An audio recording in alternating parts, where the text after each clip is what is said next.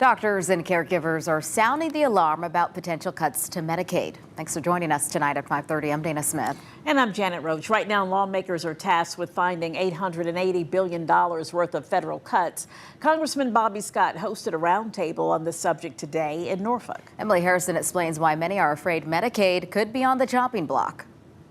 While President Trump has repeatedly said he will not make any cuts to Medicaid, he has also directed Congress to cut billions of dollars in federal programs. The question is how to do it, as Medicaid is one of the government's most expensive programs, with almost 80 million people enrolled.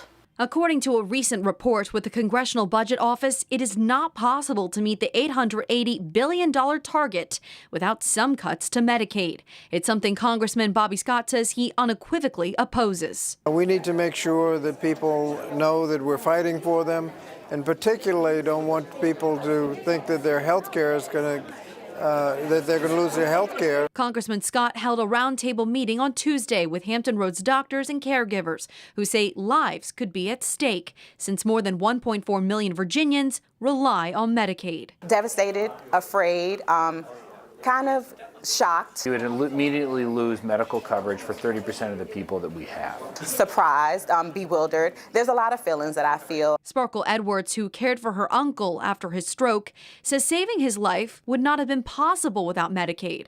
Edwards says keeping Medicaid accessible isn't just for her family, it's for everyone. Everyone is one illness away from possibly being a Medicaid recipient. The perception of individuals who rely on these services are not a truthful representation of what all Medicaid does and who all Medicaid serves. Dr. Ben Blackwood with Sentara Norfolk General Hospital says even if the cuts were made, he says it would still not save people money. Just to cut it isn't a solution at all. You're just saying, all right, well, I think this is an expense, we're just going to get rid of it. But it doesn't get rid of the expense. It gets transferred over to everyone else. Emily Harrison, 13 News Now.